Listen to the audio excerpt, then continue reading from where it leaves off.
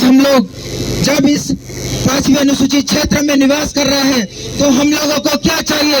न्याय चाहिए। न्याय अगर हम लोगों को नहीं देगा तो हम लोगों को उनकी छाती पे चढ़ के छीनना है।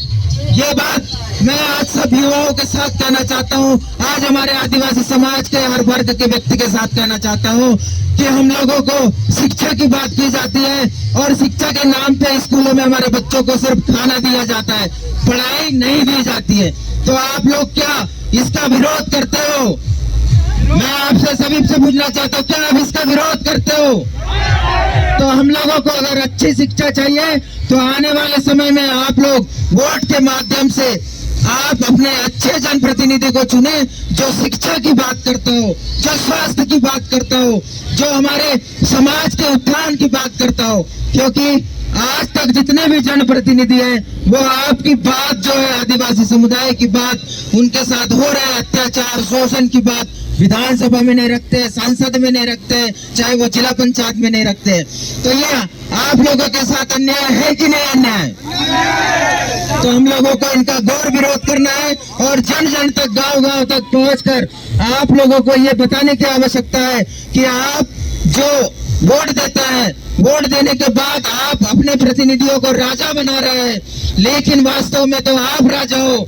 इस बार आपको राजा बनना है तो आपको ऐसा व्यक्ति को वोट देना होगा जो आपकी बात को सुनता है, आपका राजा बन के वो आपकी बात रखता है। जब भी आप लोगों के आदिवासी समाज का जो हमारे समाज का विकास हो सकेगा। मित्रों, बहुत सारी ऐसी बातें हैं, हम लोगों को ये हर जगह समाज के बीच में जाके उनसे बात करनी है कि आज संविधान में सभी वर्गों को, चाहे एसटी समुदाय हो, दलित समुदाय हो, पिछड़ा वर्ग हो या अन्य ऐसे अल्पसंख्यक लोग हो, सभी लोगों को संविधान में बहुत बराबरी का हिस्सा दिया है। उनके उत्थान के लिए अलग अलग कानून नियम बनाए हैं, लेकिन आज हमारे अलग अलग होने की वजह से हम लोग बटे हुए हैं और हमारी एकता को जो 2-4 राजनीतिक चाटुकार जो है वो हम लोगों को अलग अलग कर रहे हैं, जिसके वजह से हम लोग ये जो आज शोषण और अत्याचार और पीड़ा सह रहे हैं ना, ये सिर्फ और सिर्फ हम समाज के लोगों की कमजोरी की वजह से। तो हमारे कार्यों को हम आगे बढ़ाएंगे और जन जन तक हमारे पूरे बैतूल के समस्त आदिवासी समाज और पूरे अन्य समाज के बीच में भी हम ये बात कहना चाहते हैं कि हम आदिवासी कभी भी कमजोर नहीं थे, लेकिन हमारे सीधापन या भोलापन, ईमानदारी की वजह से हम लोग सबके सामने सिर्फ और सिर्फ हमारे अधिकारों की बात करते हैं। हम लोग किसी के साथ छल नहीं करते, हम किसी के साथ कपट नहीं करते। आज आने वाले विश्व की जिम्मेदारी है। मित्रों, आज हम लोग देख रहे हैं पूरे भारत देश के अंदर आज 22 से 23 करोड़ आदिवासी पाए जाते हैं और इन आदिवासी को बचाने के लिए संविधान से लेके 1857 यानी हजारों वर्ष से यहाँ पर वो निवास करते हैं और वे लोग इस धरती को बचाने में सबसे अहम भूमिका निभाए हैं। तो आज हमारे इस भारत देश में जब से 50-70 सालों से आजादी की बात की जा रही है, लेकिन क्या हमारे आदिवासी समाज को आगे बढ़ने के लिए जो उनके साथ में उनको आगे बढ़ाने के लिए शिक्षा की बात करते हैं, रोजगार की बात करते हैं, स्वास्थ्य की बात करते हैं, उनके साथ में सामाजिक रूप से या राजनीतिक रूप से आगे बढ़ने की बात करते हैं, तो मित्रों वहां पर सिर्फ छलावा ही छलावा मिला है। आज हमारे युवा और हमारे छोटे बड़े बुजुर्ग सभी लोग जो जिस प्रकार शोषण और अत्याचार का शिकार हो रहे हैं, उन शिकार होने के कारण वे लोग शोषित हैं। हम लोग आज एकता के माध्यम से इस 9 अगस्त को एकजुट होकर ये बताना चाहते हैं कि हमारे ऊपर जो अत्याचार और शोषण हो रहा है इसको हमको उखाड़ फेंकना होगा। आज हम लोग यदि शिक्षा के माध्यम से आगे बढ़े, हमारे पास में एक प्रावधान दिया गया है कि 5वीं अनुसूचित क्षेत्र जहां पर सबसे ज्यादा आदिवासी बाहुल्य क्षेत्र होता है, वहां पर सबसे ज्यादा आदिवासियों को 5वीं अनुसूची और 6ठी अनुसूची का अधिकार दिया जाता है।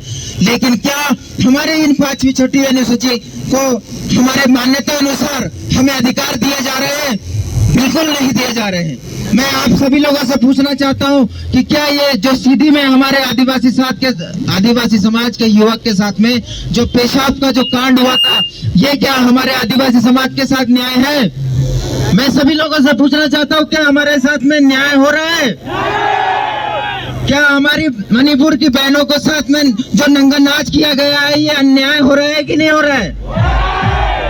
क्या हम लोगों को सरकार जो है वो शासन हमारी सुरक्षा मुहैया करवा रही है कि नहीं करवा रही?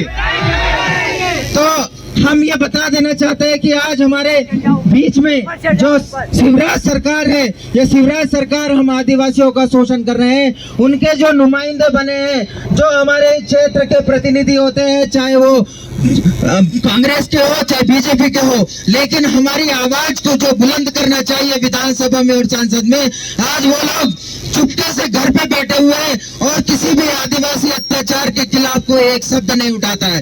तो क्या आप लोग इस बार उन लोगों को उगाड़ के फेंकने का तय करना चाहते हैं? का कोई छल नहीं है, कोई कपट नहीं है, निष्पक्ष भाव से सभी लोगों की सेवा करते हैं। जब ये प्रकृति के बनाए हुए पेड़ पौधे जीव जंतु जानवर की सेवा कर सकते हैं, तो क्यों ना ये मानव समाज की सेवा कर सकते हैं? आज उनकी पहचान जब प्रकृति के साथ जुड़ी हुई बताया जा रहा है, तो इसी को सबसे पहले उन्होंने प्राथमिकता में रखते हुए पूरे संपूर्ण